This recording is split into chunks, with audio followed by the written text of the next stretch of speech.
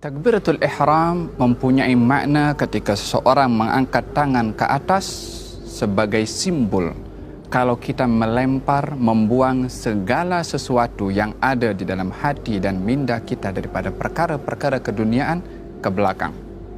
Sementara kita menghadap kepada Allah Subhanahu wa taala, kita angkat tangan simbol membuang segala sesuatu selain fokus kita kepada Allah dibuang ke belakang dengan mengucapkan takbiratul ihram. Cara mengangkat tangan saya sudah jelaskan dan posisi tangan ketika berada di atas.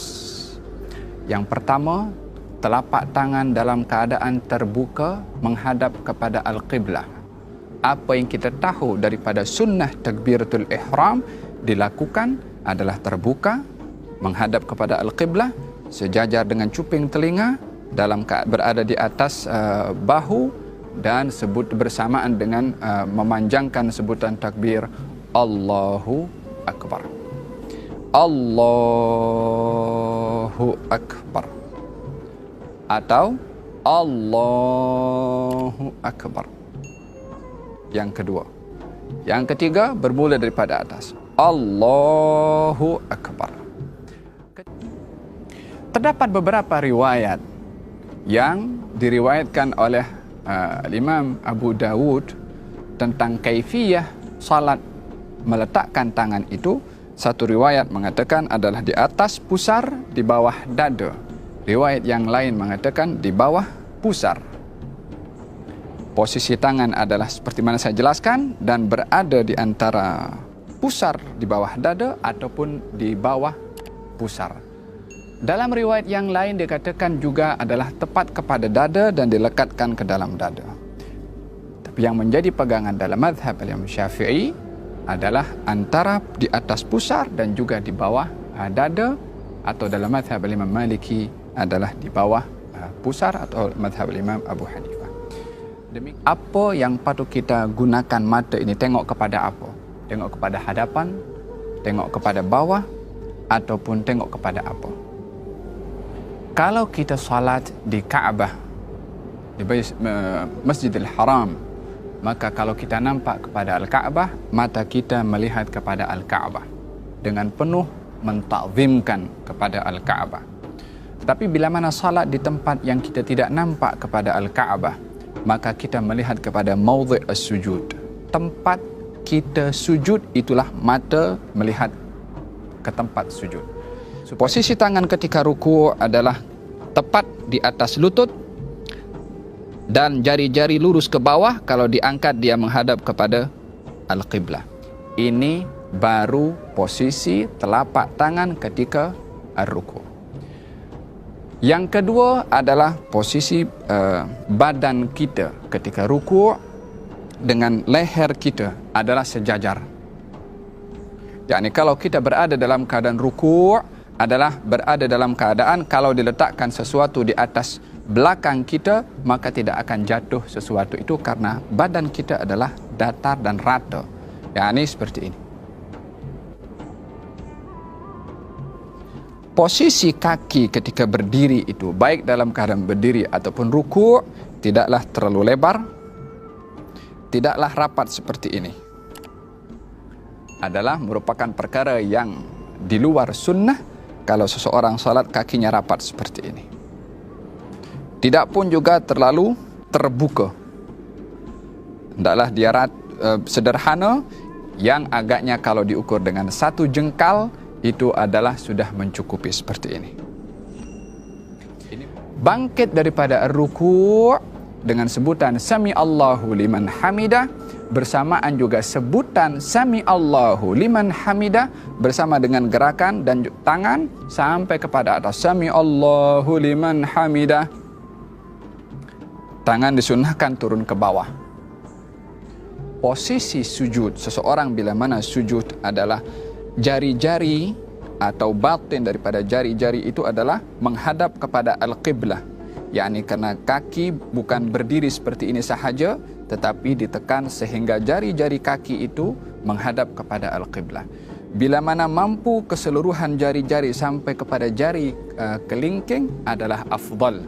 Tapi kalau tidak, walaupun sudah satu jari itu sudah memadai untuk mendapatkan sahnya as-sujud bila mana batin daripada jari-jari kaki ini adalah menyentuh kepada tanah. Yang tidak diperbolehkan adalah bila mana posisi kaki seperti ini.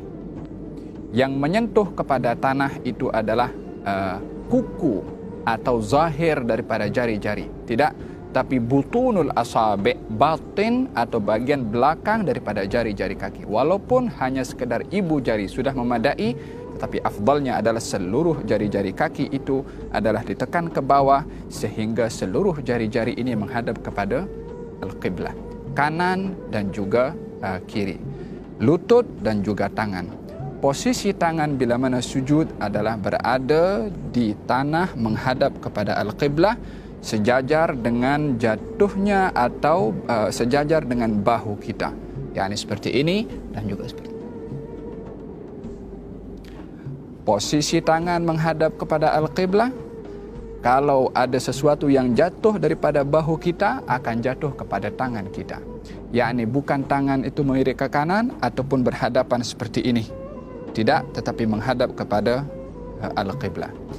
Hukum hidung menyentuh kepada tanah adalah perkara yang sunnah dalam mazhab al-Imam Asy-Syafi'i.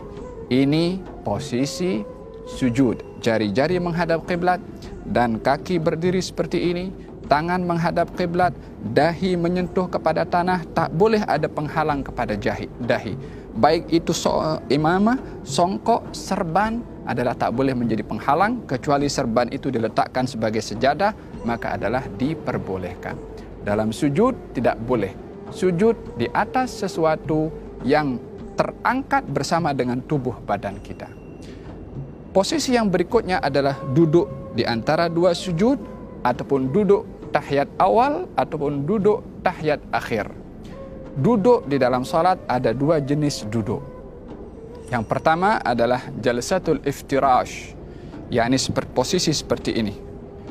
Yakni bahagian belakang kita duduk di atas telapak kaki bahagian kiri, sementara kaki kanan dan jari-jarinya tetap menghadap kepada al-qiblah seperti ini. Duduk seperti ini disunnahkan pada tahiyat awal, pada duduk di antara dua sujud, dan juga duduk istirahat. Dalam 3 kaifiyah atau setiap duduk yang tidak ada salam setelahnya, maka disunnahkan duduk iftirash seperti ini. Apakah iftirash? Duduk di atas telapak kaki kiri, sementara kaki kanan berdiri tegak. Adapun duduk yang kedua namanya duduk tawarruk, iaitu duduk pada saat seseorang setelah duduk itu akan salam. Maka posisinya berbeza. Kaki kiri masuk ke dalam. Dan kita duduk terus menyentuh kepada tanah, sementara posisi kaki kanan adalah tetap seperti ini, jari-jari menghadap kepada al-qiblah. Tidak seperti ini, ataupun tidak pun seperti ini. Duduk seperti ini juga tidak termasuk daripada yang disunnahkan di dalam as-salah, yang kalau seseorang duduk seperti ini bukanlah dikatakan salatnya itu terbatal, akan tetapi tidak melakukan sunnah di dalam as-salah. Dalam tahiyat akhir adalah duduk dalam keadaan jari kaki kanan menghadap qiblah, kaki kiri masuk dalam, dan juga bahagian belakang ini duduk menyentuh kepada tanah. Posisi tangan ketika berada dalam keadaan at-tahiyyat adalah baik tahiyat awal ataupun tahiyat akhir. Jari-jari kiri berada pada bahagian lutut paha kiri, dan jari-jari kanan berada dalam keadaan digenggamkan seperti ini, kecuali 2 jari, jari telunjuk dan juga jari atau ibu jari. Jari telunjuk dan juga ibu jari. Cara yang digalakkan atau disunnahkan dalam mazhab al-Imam Syafi'i adalah bila mana seseorang itu ingin mengangkat ataupun at-tahiyat, katalah tahiyat awal atau tahiyat akhir, posisi telapak tangan kiri berada tepat pada lutut, telapak tangan tepat juga berada pada lutut, 3 jari daripada tangan kanan digenggamkan, kecuali ibu jari dan juga jari telunjuk yang berada dalam posisi seperti ini. At-tahiyyatul mubarakatus salawatut tayyibatu lillah. Assalamu alayka ayyuhan nabiyyu wa rahmatullahi wa barakatuh. Assalamu alayna wa ala ibadillahis salihin.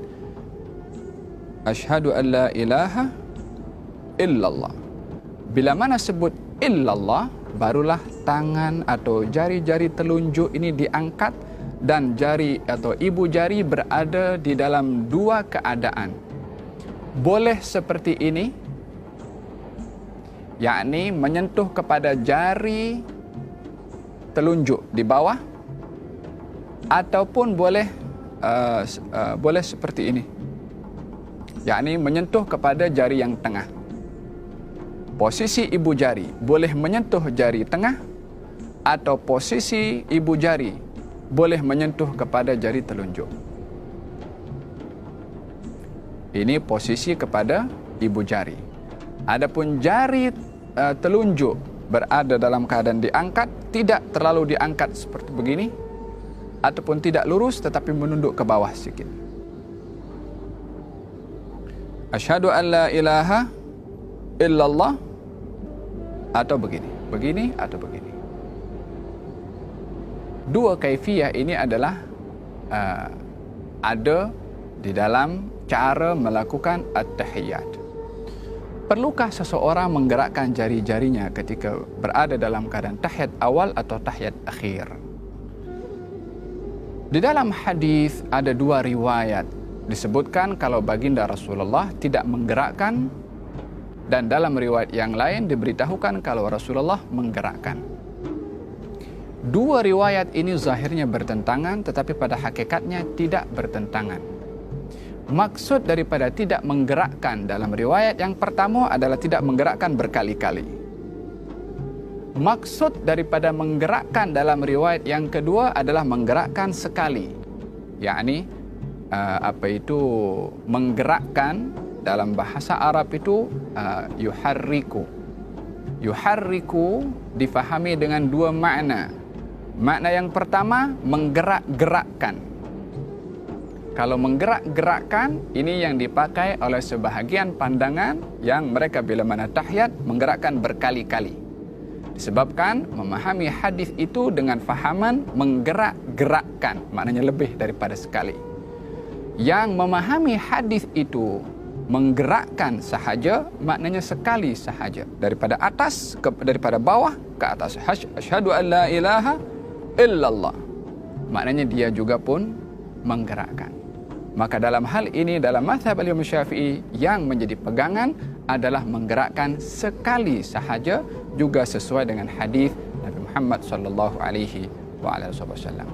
Bila mana selesai daripada at-tahiyyat fil alamin innaka hamidum majid, disunnahkan seseorang tidak terus salam tapi membagi ruang sedikit. Fil alamin innaka hamidum majid.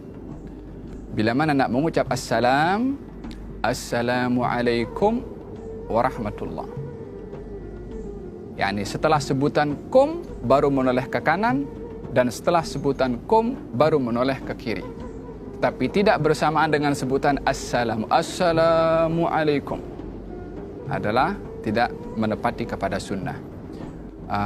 Dan juga tidak perlu kita menggerakkan kepala berkali-kali. Assalamualaikum warahmatullah. Assalamualaikum warahmatullah.